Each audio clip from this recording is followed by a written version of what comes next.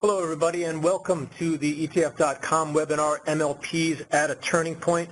This is part of ETF.com's Inside Commodities Week series of webinars. 5 straight days of information and interviews about various pockets of the commodities world, from futures to hard assets to commodities, indexing to gold, and lastly to today's session on MLPs. Before we get started, I want to just take a brief moment to thank all of our sponsors, United States Commodity Funds, VanEck, Bloomberg Indexes, and State Street Global Advisors. Without their support, today would not be possible. Today's webinar is brought to you by ETF.com, and this happens to be unsponsored content, so with ourselves and our guests, we are solely responsible for the content, and today's topic is MLPs at a Turning Point. I want to also make clear before we get started that everybody can ask questions at any time during the webinar, and they can do so in the window at the lower right of the screens. Also wanted to let you know that this presentation will be available to all of you within 24 to 48 hours following the webinar. My name is Paul Britt. I'm a senior ETF specialist here at ETF.com. Thanks for spending your time here today. Very pleased to be joined by my colleague here at ETF.com, Scott Burley, ETF specialist, and by Peter Lazaroff. Peter is a portfolio manager and investment committee member at Acropolis Investment Management, a registered investor advisor with over $1.2 billion in assets under management. Peter is the firm's leading expert on master limited partnerships, but he also plays a key role in the firm's overall equity strategy. As CFA charter holder and CFP certificate, Peter works with individuals and institutions to find custom solutions to their individual investment needs. We're going to work from the ground up today. Peter is going to focus mostly on the MLP space itself, including recent volatility in the energy sector. Scott and I will then follow. We'll discuss MLPs through the lens of ETFs, the landscape, and the legal structure. So with that, let's get started. Peter, I'm going to go ahead and hand the ball over to you. Well, thanks, Paul, and thank you, everyone, for joining us. So I'm going to talk a little bit about the recent volatility, and a lot of what we saw, particularly the dip in the MLP space in October, was widely tied to the drop in oil prices. And what you see here on your screen is that oil prices have been pretty steadily declining for most of the second half of this year, and the real precipitous drop happening mostly in October, near perhaps the end of September. But oil prices are down 27% since July 1st of 2014. And there's a few items that I find to be important as to what is impacting oil prices. And I really ordered these in order of importance, in my opinion. It's always tough to pinpoint the exact reason, but I think the most relevant thing that we've seen is the strengthening of the dollar. I'm going to blow up this chart here, and what you see here is the dollar percentage changes along with the price of oil, and you can see that it's been pretty tight, the data going back to 2010, but anytime you see the U.S. dollar strengthening, because oil prices are denominated in U.S. dollars, a strengthening dollar lowers the price of oil. So again, I think this is one of the primary drivers in the overall trend of lower oil prices. I think when you look more towards when there was a sharper downturn, we had some global growth forecasts revised downwards. I am going to again blow this one up, and what you have here is the IMF released their projections for 2014 and 2015, and what you see up here is the 2014 numbers. The darkest column here is the estimates from a year ago in October 13. The blue is from 6 months ago in April of 14, and then most recently October of 14. Again, you're seeing here pretty much across the board, no matter which region you're looking at, growth estimates are revised down for this year. People will really notice in U.S. there's a big drop, and in the Euro area there's a pretty big drop as they're possibly dealing with their third area recession within 6 years. And then, of course, China, which is the biggest consumer of commodities in the world, their drop is significant as well. We also can take a look at the forecasts that were revised down for 2015 as well, and this is perhaps what was worrying people even more so. Again, the same progression, and no need to walk through each individual area, but again, you can see consistently lower growth forecasts, which has energy investors assuming that commodity consumption will be lower. Now, a third trend that I think is important, just broadly speaking, is that the continued strong U.S. shale oil production growth. If I blow up this chart and you take a look at back since January 2007, you've seen pretty consistent growth, and I have the different shale areas separated out by production and millions of barrels per day. But really, we didn't see a whole lot of supply constraint since oil prices have dipped, and I think people are just waiting for shale production to pull back. But there's really the threshold for shale production is a lot lower in terms of profitability than OPEC's. And also, I think what a lot of people don't realize is that shale's production can be far more flexible. It can be quickly ramped up and down given the scale of operations and in response to price changes. But the other thing to keep in mind is that U.S. shale production is hedged and makes today's output more a function of prices realized in the past in current hedge volumes. So typically you'll see shale producers hedging 1 or 2 years out. So again, the recent dip didn't really affect what continued production there was, and so as a result, the supply increased even more despite prices going down. There were various weak data points across the Eurozone and within China. We also had the refinery maintenance season has kicked into full swing. So any year around September, October, you'll see refineries shutting down and paring back, restraining demand a little bit. And then finally, I think there's some mixed messages and mixed interpretations of what was happening with OPEC, and I don't want to get too deep into that because it usually takes a more geopolitical twist. But really, it did generate some additional fear and uncertainty regarding the price of oil. And what's interesting is that although oil prices, you might naturally want to assume that they are closely tied to MLPs, and I've spent a lot of time on oil prices, but MLPs, and particularly the midstream MLPs that focus on transportation and storage, typically don't have the performance that is fundamentally linked to commodity prices. And so what you can see here, I have exploration production companies, MLPs, as tracked by the Alerian MLP Index, and the price of oil. And it's really, I'm not sure if anyone can see my cursor, but there's a pretty clear dip where everything dips at the same time. And correlations really spiked between MLPs and the prices of oil. And I think the baby was getting thrown out with the bathwater a little bit. Correlations, if you looked at 1-month correlations during that dip, you saw MLP to oil correlations at 0.9 or higher. And really, the historical correlations are much, much lower. I think what you also had was a lot of energy hedge funds who have a lot of E&P companies but use MLPs as a source of cash and distribution. As they saw some of their trades unwinding, they were maybe perhaps throwing out MLPs, not really based on fundamentals, but based on the need to have some extra cash and cover trades. I took a moment to put together the historical correlations, and this is data through this week.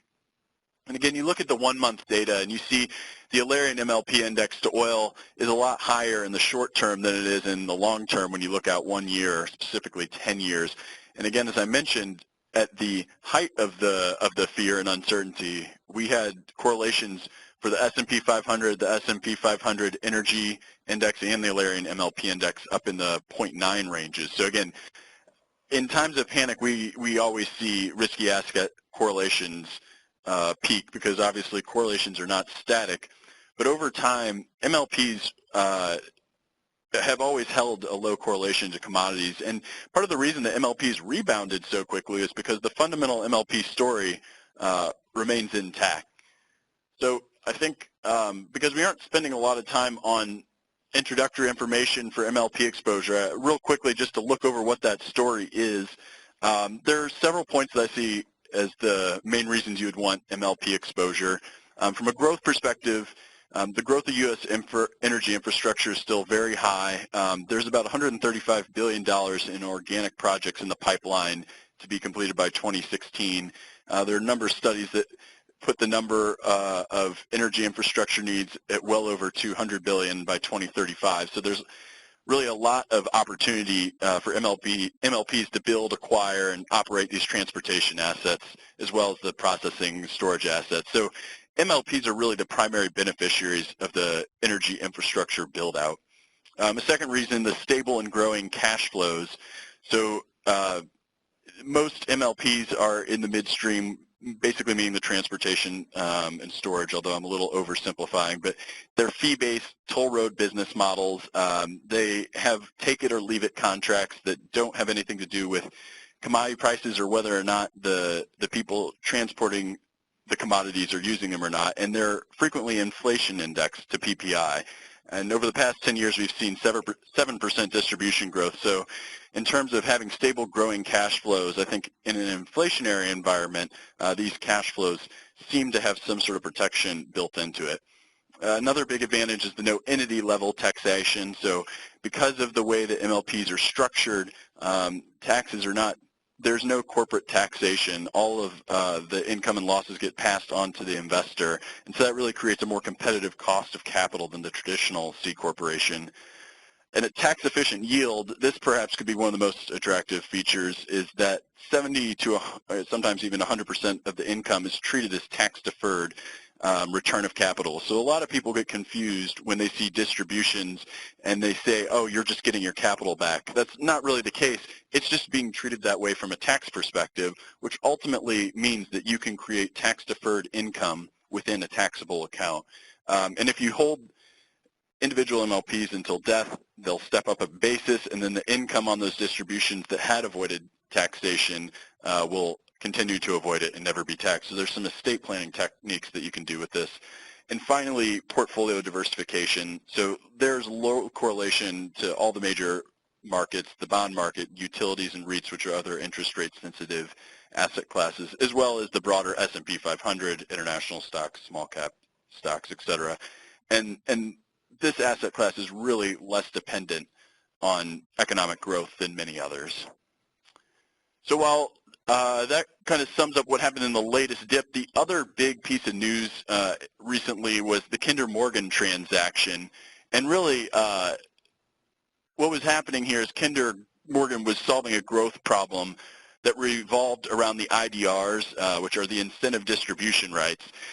And I'm going to talk a little bit about IDRs because I think understanding why Kinder Morgan made this transaction is important, and you have to understand the IDRs first. So the IDRs compensate the general partner for increasing the quarterly cash distributions per unit to the limited partners according to a predefined schedule.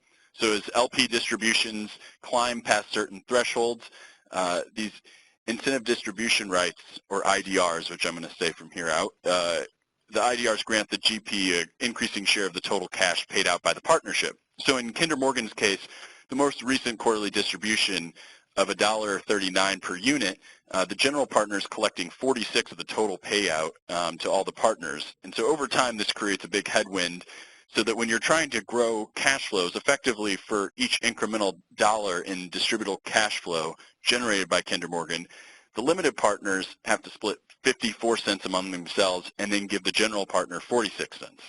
So to kind of frame it in a different way, a lot of the MLP story is around these growing distributions. So if you're growing distributions by 5%, that would be, you know, a pretty modest growth rate relative to the rest of the industry. But if Kinder Morgan were to only try to grow their distributions by 5%, they'd really need to increase their distributable cash flow by almost 10% just to get that, just because of the general partner's take. And it really gets worse when you think about when you're trying to fund an increase to a distribution. Kinder Morgan has to put new projects in service that generate those cash flows, and those projects tend to be roughly financed with 50% debt and 50% equity.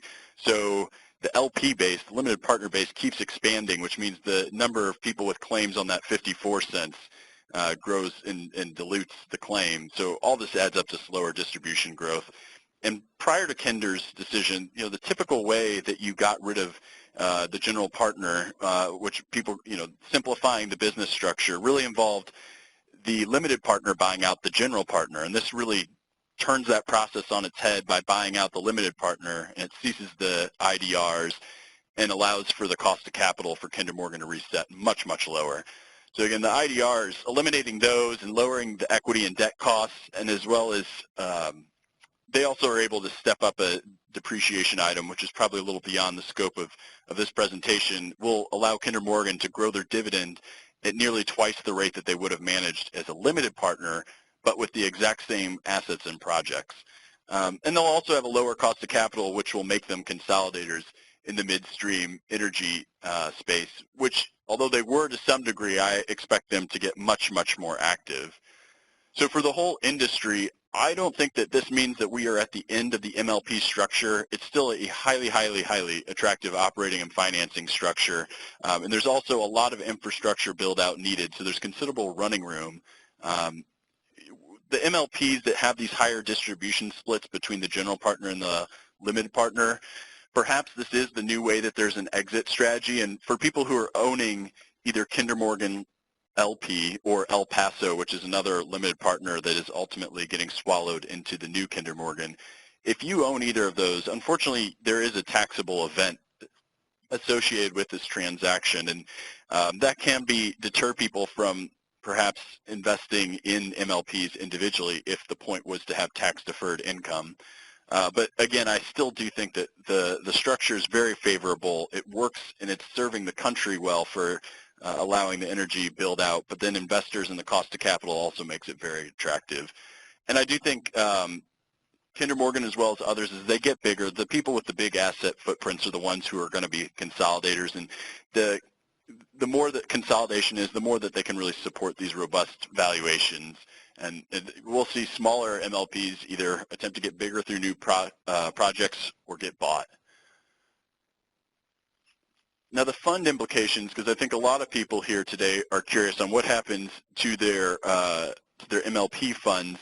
What I did is I took a look at the Alerian MLP index, since that's really the dominant player, the dominant index in the MLP space. And you see that Kinder Morgan and El Paso make up almost 12% of the index. So those will be removed from the index. Any funds that are tracking those, they don't know if they're going to get cash, stock, or a mix of both. It's dependent on the demand from all the shareholders. But ultimately, any index fund such as AMLP, which is one of the biggest, they will have to sell whatever stock they get, and they'll have the cash, and then they'll be redistributing that cash throughout the different holdings within the index. The tax effect, so if you hold something that's a C corporation like AMLP, ultimately they're accruing taxes every day, so there shouldn't really be any tax effect.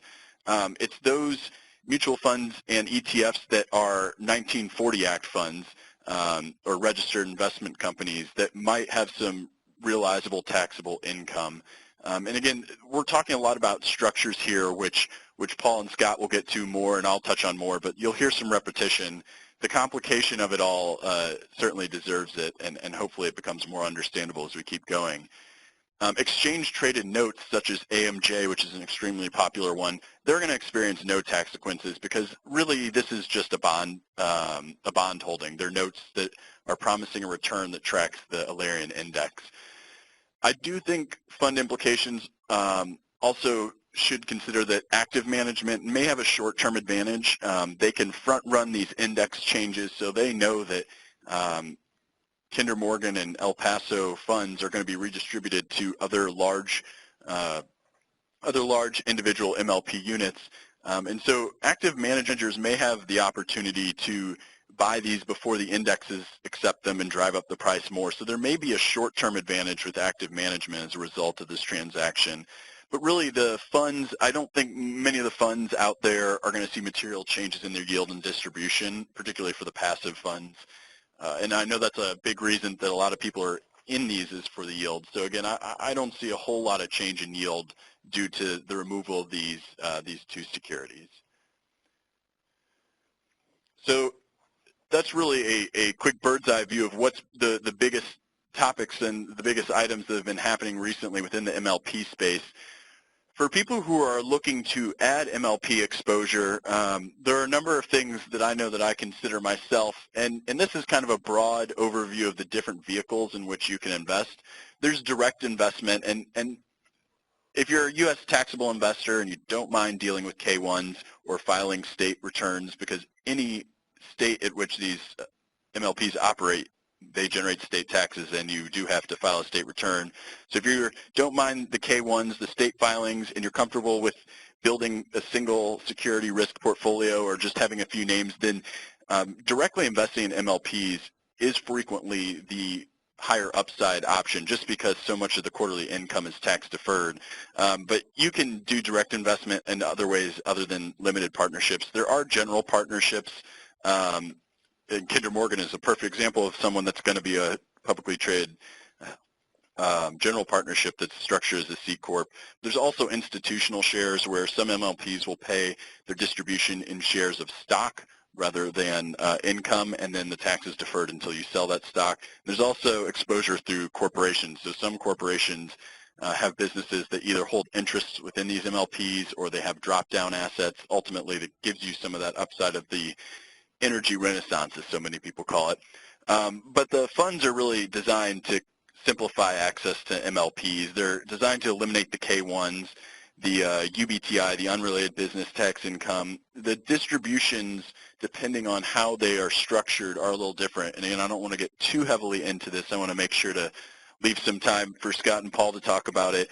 But you know, ultimately, there are several considerations when you're looking and trying to choose a fund. And I think the most important one is structure. So, you know, the three real structures that I see that, again, will be covered in a little more detail are going with a C corporation, an ETN structure, or a registered investment company, which many people know is a 40 Act fund. So the C Corps are really just like actual companies, like a common stock that most investors are familiar with, and thus they get taxed at the corporate level. And this results in some pretty significant tracking error, which again we'll get into later. But on the plus side, their distributions have a return of capital element to them. There's a step up in basis as death. So you're getting some of that sort of individual MLP-like tax advantages. On the ETN side, the ETN structure is simply a debt instrument issued by the bank, and tracking is extremely tight. So if you're including the asset class based on the index's risk and return data and the low correlations to other major asset classes, then this could be the ideal place. Of course, you're taking on credit risk. You're taking on credit risk that's totally unrelated to the performance of the asset class, and that's a big trade-off. As is the fact that all income is taxed as ordinary income. So if you're, you know, a pure asset allocator and you're concerned about capturing the asset class's total return as opposed to after-tax yield, then perhaps the ETN structure is for you. The 40 Act funds, they prevent holding more than 25% in MLPs. So these products tend to be a little more active. They are diluted exposure to actual limited partner interests within the MLPs, and instead these funds will own those institutional shares that I'd mentioned earlier or general partnership interests. You also tend to see a lot of utility firms or Canadian energy firms as common holdings as well. And on the plus side here, you eliminate the double taxation issues that happen in the C Corp. So with structure, it's probably your most important decision, and it really depends on who the investor is, but a lot of thought has to be put into what is the right structure. Once you choose your structure, it really comes down again to active versus passive. And active versus passive is somewhat of a religious debate among many people. And I'll say that I actually tend to be more of leaning more towards efficient markets than not. But, you know, with the MLP space, I do feel like it's a little less efficient, and I'm a little less opposed to active management myself. And also, many of the passively managed funds, they have pretty bad tracking ability due to the deferred tax liabilities that I've mentioned. And if you want something that does track well, then you are taking on credit risk. So when you're thinking active versus passive, if you do go the passive route, index selection is also a huge consideration. So there are three indexes that I think are really the dominators. I had mentioned a Alerian MLP index. This is the one I think that most people see. It's got large and mid-cap energy MLPs. It's float adjusted. It has about 50 companies, and it captures roughly 75% of the available market capitalization within the asset class. The Cushing 30 equal weights 30 MLPs, so there's a little bit of a small tilt there. And then the Selective MLP Composite Index tracks 40 MLPs and adjusts semi-annually. And you'll notice that these are the primary three that you'll see passive funds tracking, but you'll also notice that all these index providers in the space will have an infrastructure index and a high income index, and we're also starting to see more upstream MLP indexes. Upstream is really focusing on the exploration and production side of things as opposed to the transportation and storage side. But within these index selections, so while you might choose Alerian or Cushing or Selective, when you're trying to determine which of their many indexes to choose, you really have to look at the exposures within the index, small versus large companies, or upstream, midstream, downstream. And I'm realizing I'm saying upstream, midstream, downstream quite frequently. Upstream, again, is really, when you look at the oil value chain, upstream is really the exploration production. Midstream tends to be those transportation assets, and downstream tends to be the refiners. And I'm oversimplifying and leaving things out, but I think for our discussion, that's a pretty good way to look at it.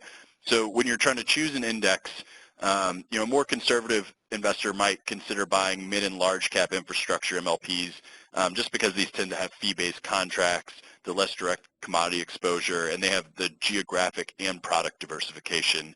But if you're an investor with a little higher risk tolerance, perhaps you're going to favor an index with more small and mid-cap MLPs that require less growth to move the distribution needle, so that can be attractive for some people.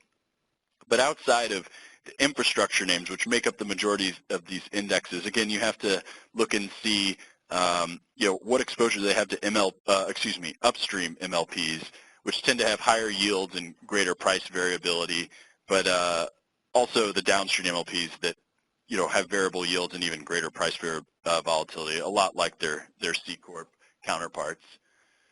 And due to time, make sure we leave ourselves enough time for Q&A. The cost is a pretty obvious one. I think the lower cost, the lower the hurdle is for performance. Liquidity is a real key item, particularly for larger investors. Asset location really determines on where you're going to hold the fund. So if you're going to hold it in a taxable account, you might want to take advantage of the tax-deferred nature that comes with a C-Corp investment. And then the use of leverage. A lot of these funds use leverage. If you or your client is not comfortable with that, that is something to consider as well. I'm going to quickly just take a look. I originally was just going to compare AMLP and AMJ, which are the two biggest products. They make up well over half of the fund investment within the space. But then I also decided I ought to throw up a registered investment company to give you a little perspective of all of them. And again, you see the 40 Act fund, this registered investment company, it tilts to the active side while the other two are passive. You'll see AMLP's gross expense ratio is well over 8%, and that's because it's capturing the deferred tax liability expense. So as a result of capturing the deferred taxes every day, it is going to trail the index returns by anywhere between 6 and 8%, based on what I've seen. Asset location, where you might want to hold these, and then the types of distributions they give.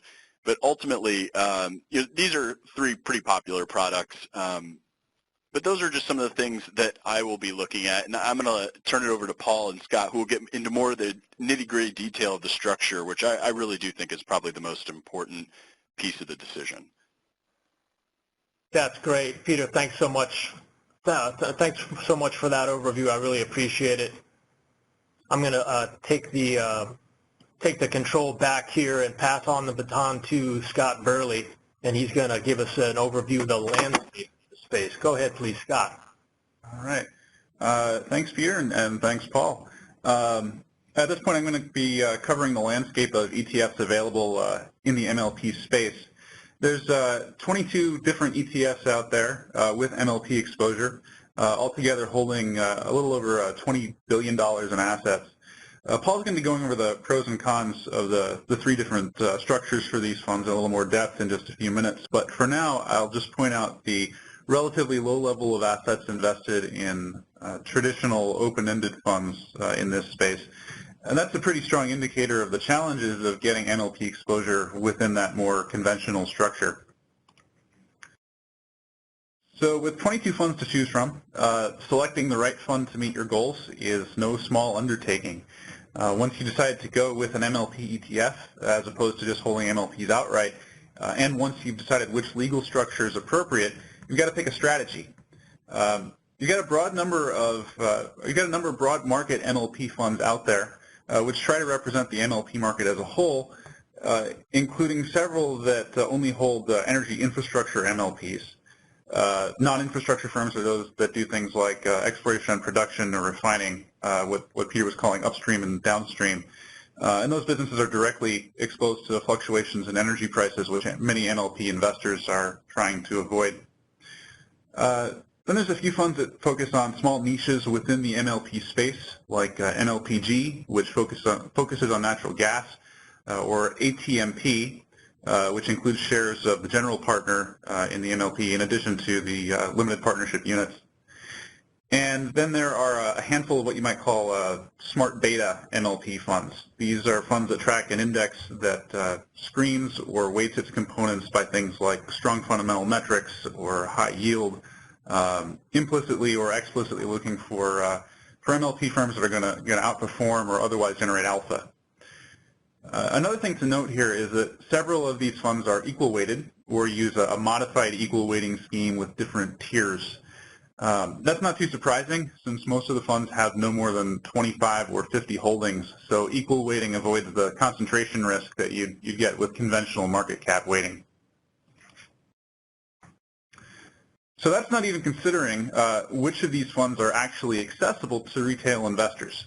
Now at the high end you have AMJ and AMLP that have pretty much all the liquidity you could want at pretty reasonable trading spreads. And then you have funds like OSMS, which just launched this past April, and it barely trades at all. And the spread is likely going to take a big chunk out of your initial investment.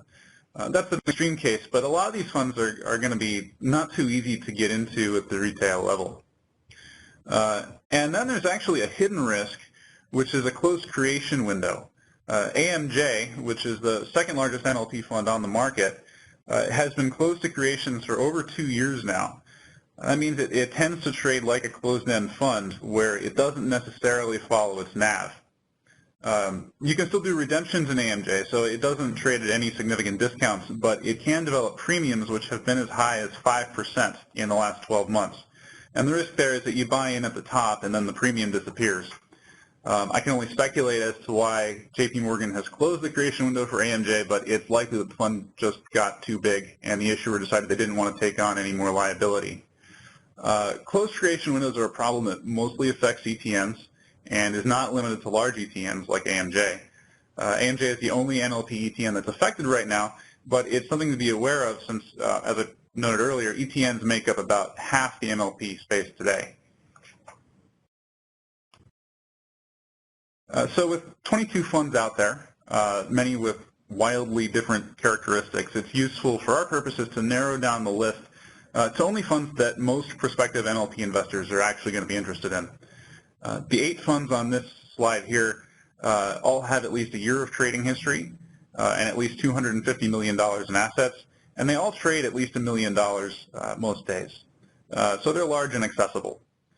Altogether, they hold about 95% of the assets in the space, so we aren't tossing out too much here by narrowing things down.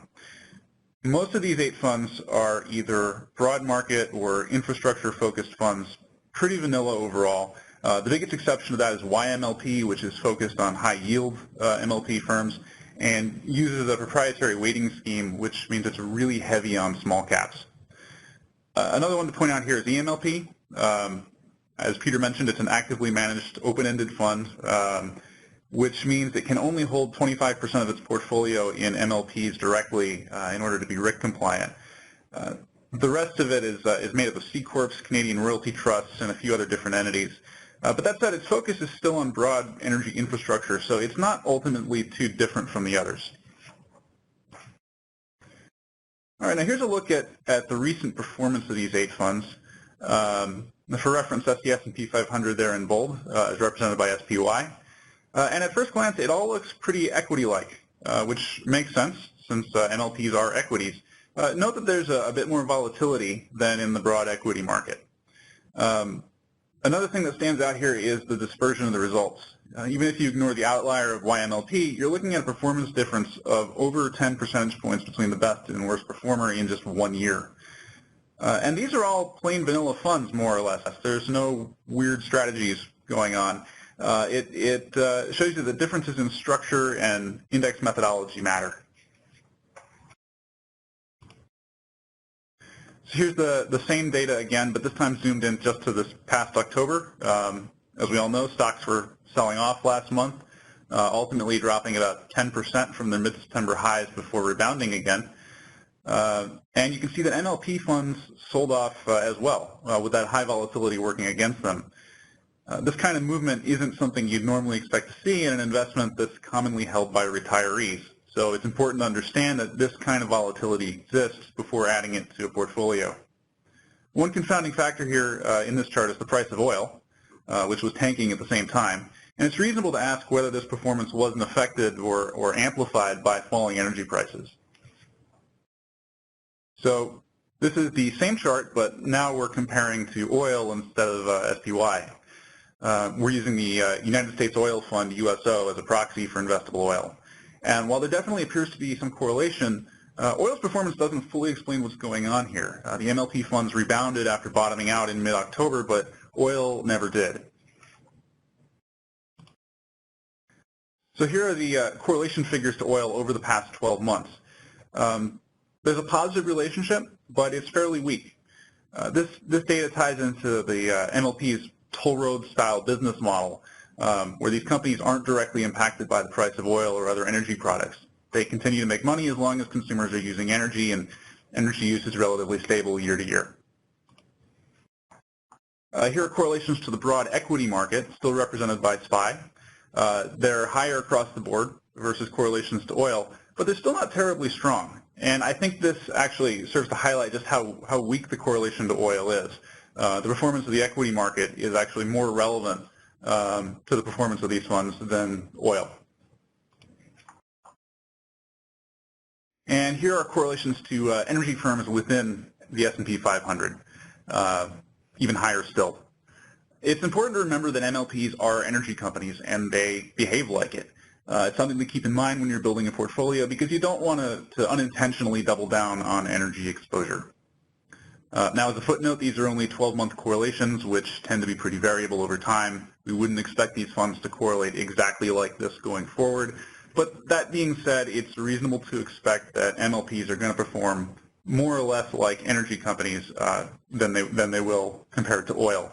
That's the key point to take away here. Now let's look a little closer at volatility.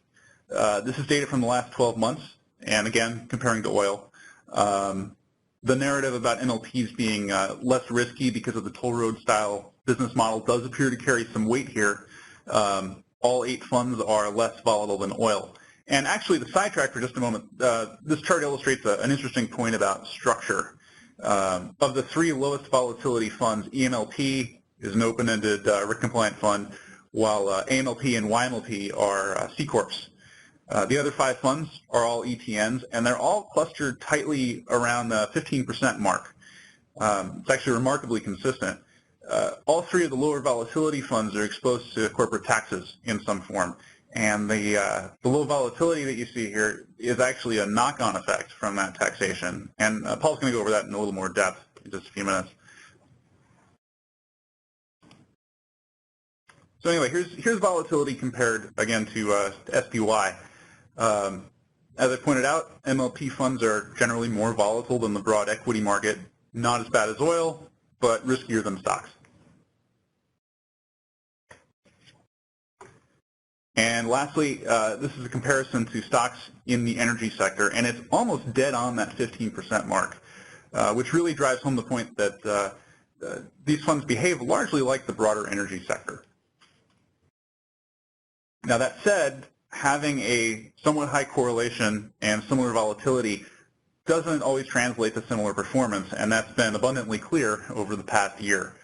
The energy sector, represented here by the Energy Select Spider ETF, or XLE, was essentially flat over this time period when the S&P 500 was returning a pretty healthy 16.5%. That can be squarely blamed on plummeting oil prices. Just for reference, USO lost about 17% over this period. MLP funds as a group returned almost as much as the broad equity market, and a much greater portion of that return was in the form of distributions. One last thing I'd like to point out is the risk of prioritizing yield above all else, which this chart shows pretty clearly. YMLP in the upper left explicitly focuses on maximizing yield, and one of the ways it does that is by using a unique weighting scheme and digging deep into small cap MLP firms that most other funds don't hold much stake in, if any. And that significantly raises the fund's risk profile. It's paid off in the sense that the fund yielded almost 10% in the last year, as you can see, but that came at the cost of total returns. The fund actually managed to lose investor capital at a time when its peers were returning double digits. And with that, I'll turn it over to Paul. Thank you, Scott. I appreciate that very much. And Peter, thanks for the remarks at the outset.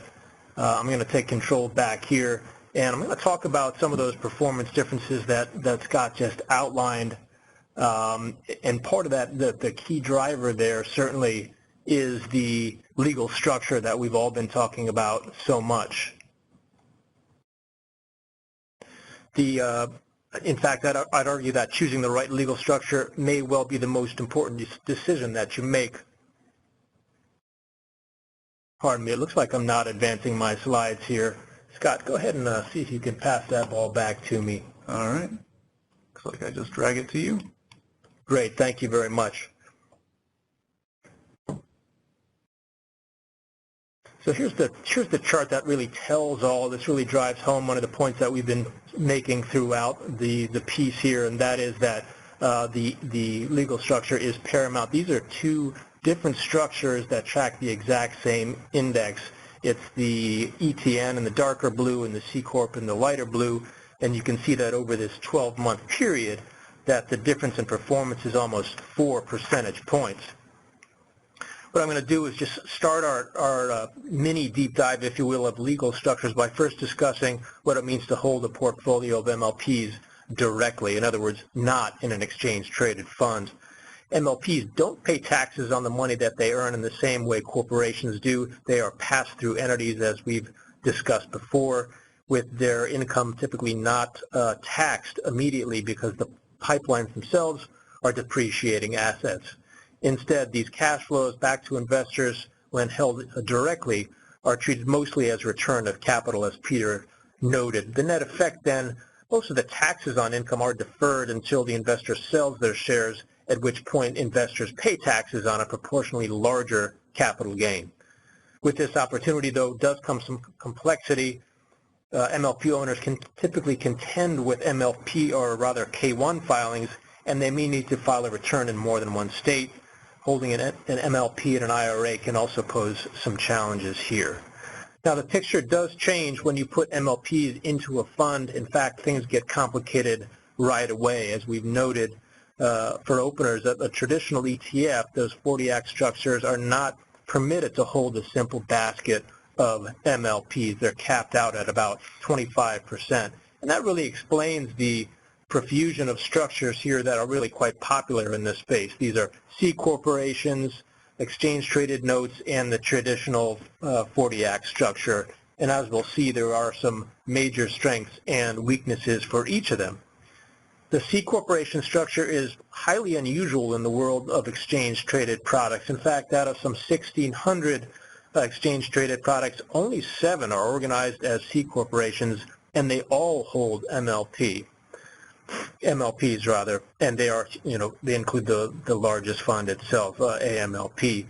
Unlike ETFs, the C corporations can invest all of their assets in MLPs, and they retain that opportunity for tax-deferred income found in the underlying MLPs themselves, and that's the huge draw.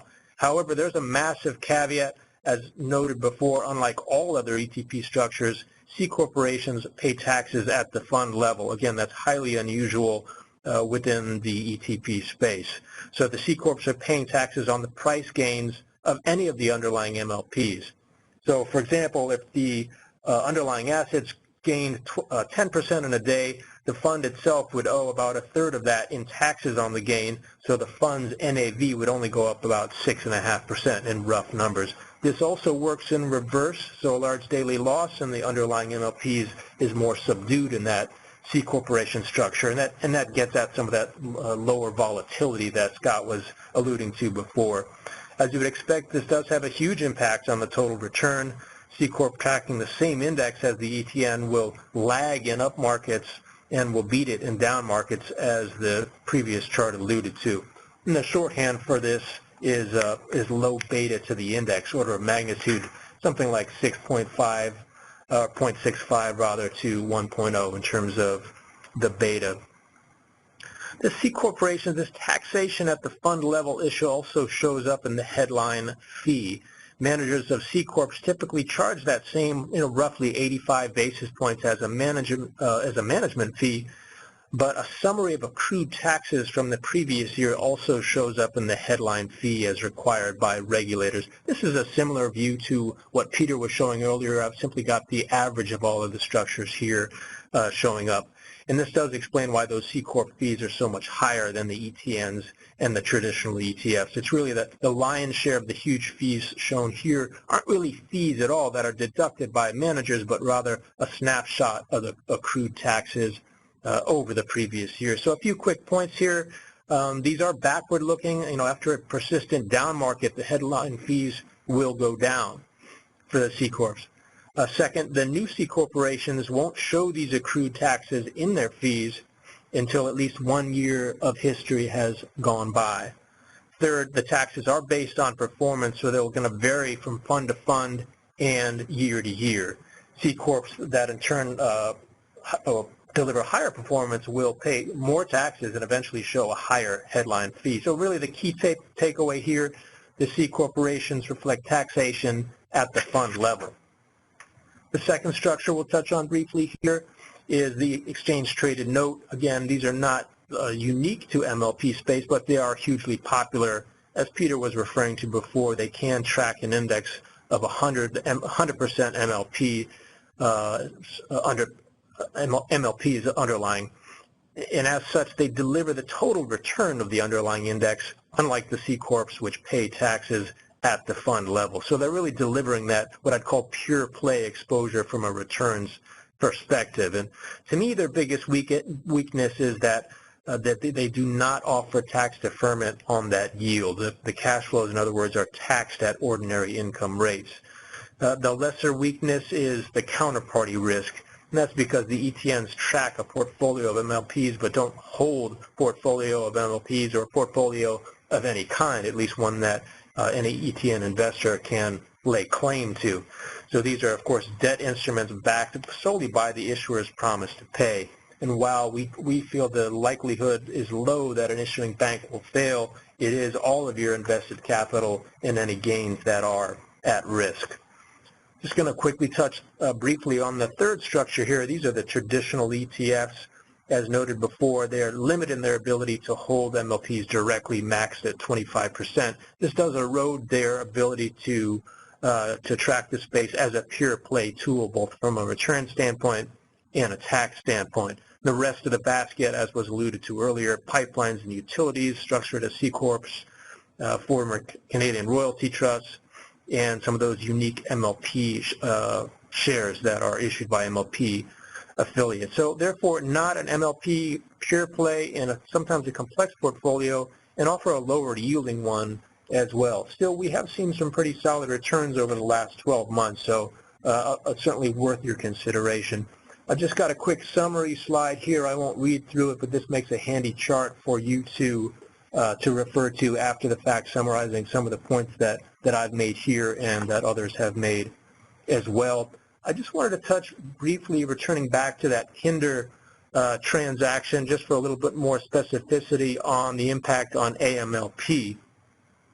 And what we see here is a specific discussion, or just a couple quick bullet points, more like that talk about what happens with those distributions. So with those Kinder and El Paso entities within AMLP, when they are kicked out, what's going to happen to AMLP? Well, there are two real choices here. First, AMLP might receive stock and or cash in return for its Kinder and El Paso positions. If it does so, it does not have to distribute the cashes or any proceeds from the sale to investors, because it's not a 40 Act fund. If it was, it would have to, but because it's a C Corp, it doesn't. So no special distributions. Second, if instead it sells its stake in Kinder El Paso units in advance of any kind of transaction, it's not expected to owe any additional taxes on the gains from the sale, in effect, because it's already paid them.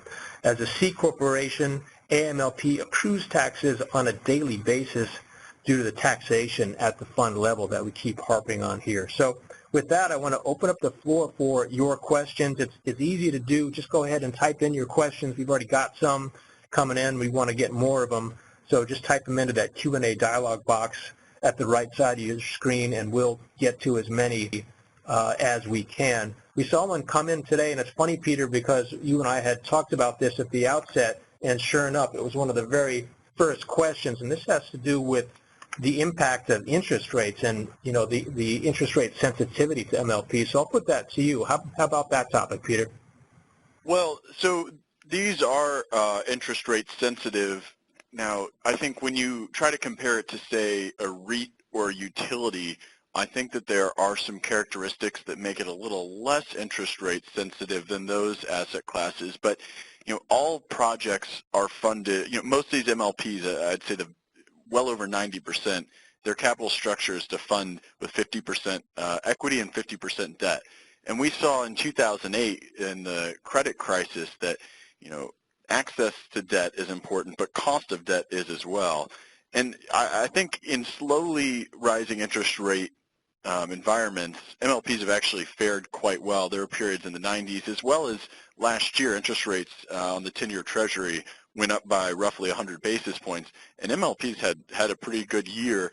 If there's a sudden sharp spike, the asset class, in my opinion, would be more likely to experience a short-term loss, but higher interest rates ultimately aren't overly restrictive. Again, a lot of this has to do with is there still a need for infrastructure build-out? And if there is, perhaps the returns go down a little bit, but ultimately these are still the primary beneficiaries of all that build-out. Okay, good stuff. More questions are coming in, which is great. I've got a fairly, I think, a short one, if you know the answer to it, Peter, and that is somebody's asking about the timing of this Kinder distributions that we've been talking about. Do you know when that might occur? Yes. So the transaction is going to close on 12/31 of this year. So all the taxable events and all the shares will be distributed. The shares in the cash, the new shares, excuse me, in the cash will be distributed this calendar year. 12/31 is the date for that. And again, they don't know what the mix of cash to stock will be. You are able to submit for all stock or all cash, and it's just granted based on supply and demand.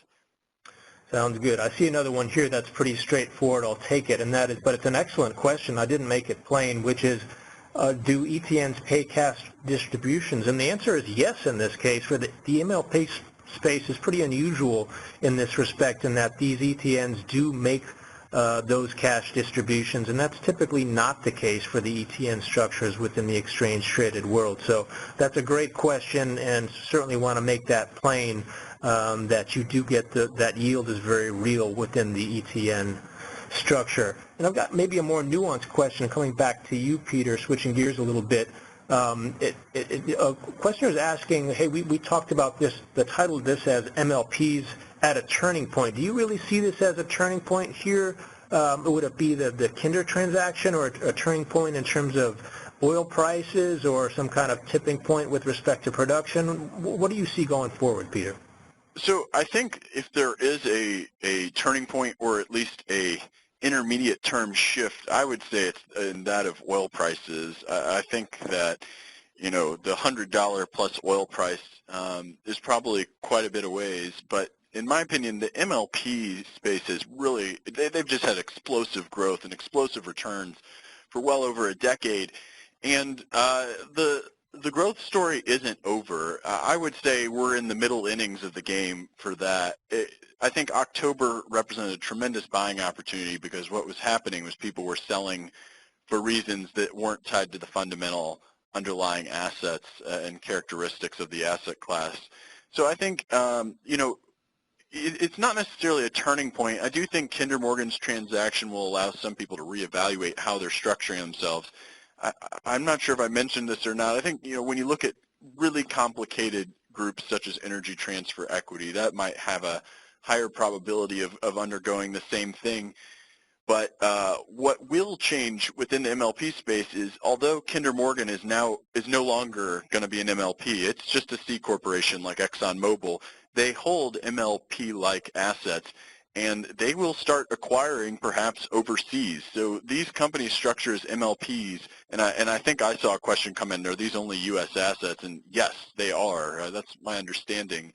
And in order to keep this tax qualification, you couldn't go acquire similar assets in, say, Europe. So I think that's going to be an interesting development to see how Kinder Morgan competes on the acquisition front, just because it is so large and it has such a huge asset footprint and a much lower cost of capital now than several of the major players.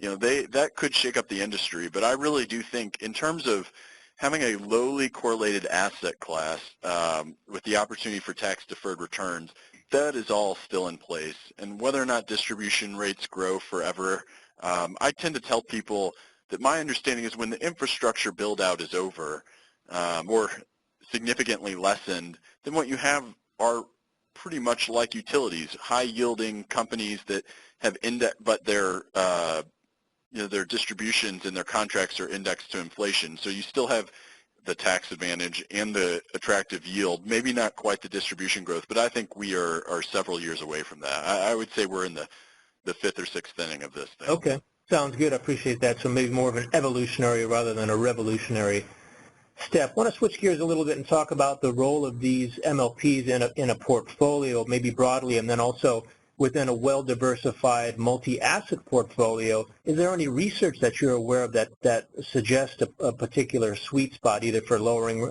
risk or increasing return? Anything that you're aware of on that count, Peter?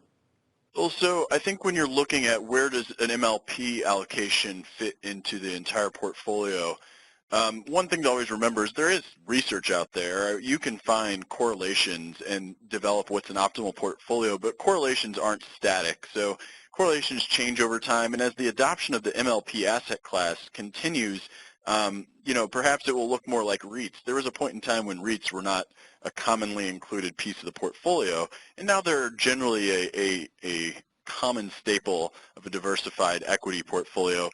MLPs, if you're going to say what's optimal, it really depends on the circumstances. I think adding anything under 5% is really just window dressing, in my opinion. I think if you're really trying to have a sizable impact on the risk-return characteristics of your portfolio, you go somewhere between 5 and 10%.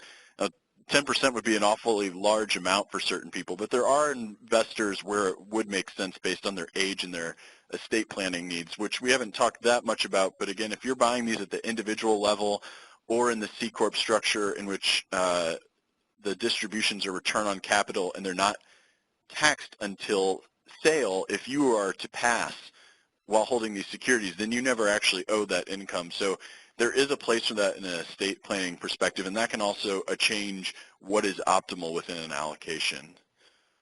Sounds good. Appreciate that. And then just one last question here before we wrap up on time, and it's a good one. Just a question looking for you to re-summarize or restate about which structure is best for tax-deferred or for taxable accounts, so that asset location point. Sure. So I would say that if you are investing in a taxable account, the CCorp probably provides the most taxable advantages.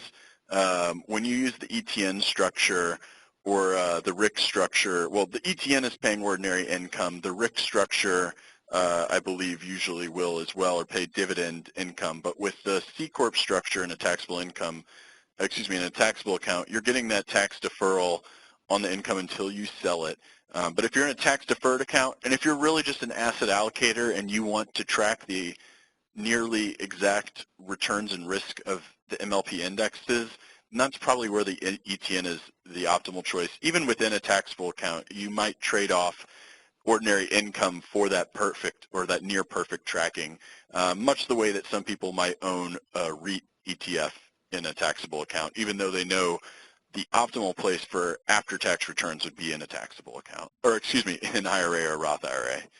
Right. Oh, great. Well, thanks for that clarification. And just to sew that up and just tie in one last question, there are the ETN structures more inherently risky, and I think that extra risk from the ETN structure, as we touched on briefly, is that counterparty risk. So that's something you have to weigh yourself in terms of your level of comfort with your investment not being backed by assets, but rather just by the promise to pay from the issuing bank.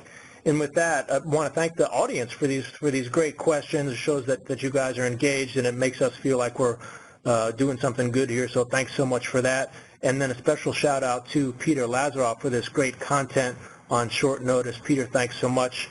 And also to my colleague Scott Burley. Yeah, Peter, thanks very much. That was spot on. So thanks a lot.